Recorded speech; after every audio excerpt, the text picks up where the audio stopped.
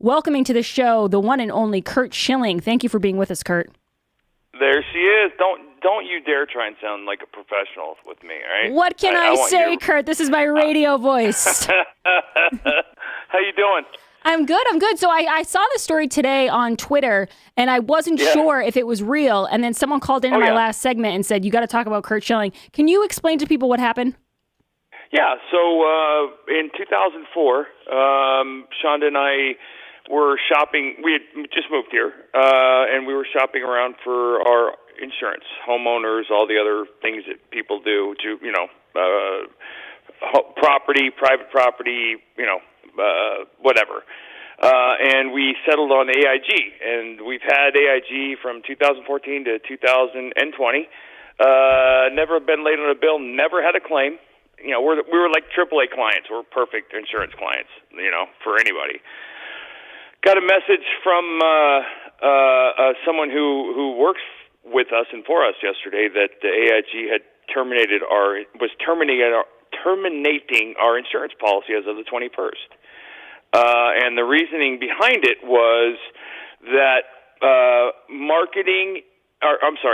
let me do that in order. Management, along with marketing at AIG, had decided that they did not like my social media profile, so they terminated our policy, and that's the whole story.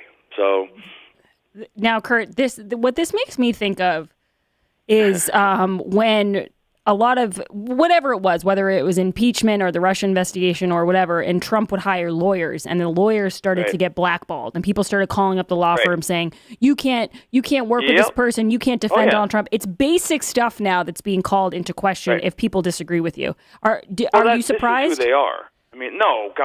This is who they are. This is who they've always been. If you haven't had your eyes open, you need to only be awake one day in the last 4 years. It doesn't matter, pick a day arbitrarily to know this is who they are. This is what they are. They are a group of elitist, liberal, very exclusive. They're just bad, evil people, and this is. And I would tell you this is the tip of the iceberg. Here's the thing.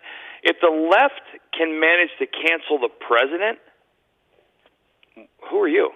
Hey, you're telling me. I'm literally no one. Well, this is and here's the thing.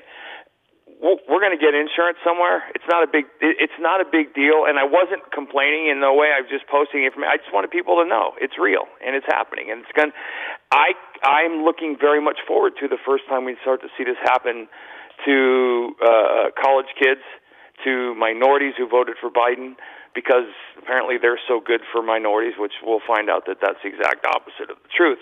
But I want to shoot this back. I want to turn around and ask you a question, Gracie, because I was talking last night. I'm on a new social media app because I moved away from Periscope and Twitter. Periscope's going away, and I desperately want to be away from Twitter and all the things that it is in Facebook. And so I'm on this thing called Haps TV. And I was streaming last night, and I get so just on Periscope. It would how Periscope will always show you how many viewers you're getting anywhere from, and I would get anywhere. I have 285,000 Twitter followers, but probably 3 to 4 times that actually. Right. And on Periscope each night it was weird. I was like getting 80 to 120 at tops concurrent viewers, and I've known my Twitter account's been throttled for 4 years now. I've added like 750,000 followers in 3 years, and my follower total's gone up 78,000. So they've been throttling me. Anyway, I get on Haps, and I'm getting 15 to 25,000 viewers nightly, and I know that's what Twitter and Periscope are doing. But the question I had last night was, and I don't think anybody's actually thinking about this because Fox has gone full left on us. But how did we move away from the election fraud so quickly? How is that not still the biggest story in the world?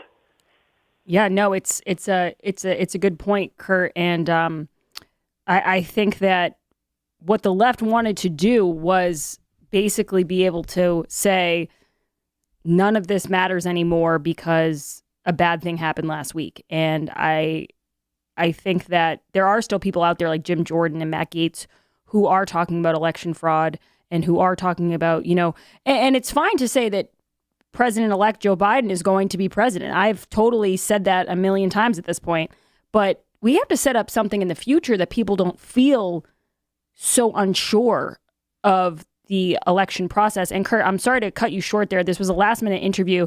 We had a little trouble getting on the line, so the interview's a little short. But I thank Curt Schilling for coming on. Find him at all his, whether you're on Parler or whatever you're on. He's always telling his truth, and we thank him so much for joining us. And he brought up a really good point, which is leftism. There's a great piece today. It's called "Leftism is a Luxury Good, and its Awful Price Will One Day Be Due." And it's by Kyle Salmon from The Federalist. And it's the same thing Curt was just talking about, which is all of this wokeism and all of this cancellation and, calling people problematic. It's all well and good when it's us, when it's the boomer rubes, when it's the rednecks, when it's the deplorables, the irredeemables, the bitter clingers. That's all well and good.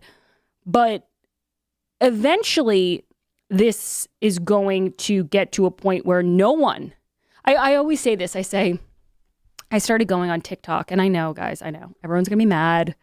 Grace, TikTok, all your stuff's going to get stolen. I know, but I love the videos. They're so funny. But anyway, I was on TikTok, and I kept seeing these things about unproblematic queens. That's what they would say about certain characters, like Samantha from Sex and the City, people who were like great characters that people liked.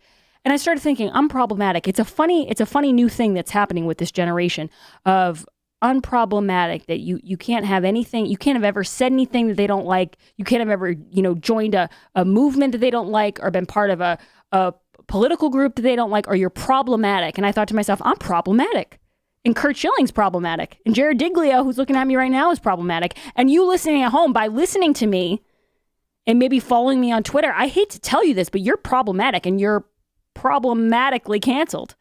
We're all canceled. And the sooner we realize that, the easier it's going to be to kind of stand up peacefully. I'll say that. Stand up and voice our opinions and not be afraid to say, listen, this is what I believe politically. It doesn't mean we have to, there should never be any violence, but don't be afraid of being canceled, because that I feel is inevitable at this point. People are getting canceled for all sorts of crazy reasons. All right, guys, when we get back, we'll talk more about that. 844-500-4242. I see everybody on the line. I am going to get to you. This is Grace Curley, and this is The Grace Curley Show. You can call her late for dinner. Just don't call her Gracie. It's The Grace Curley Show.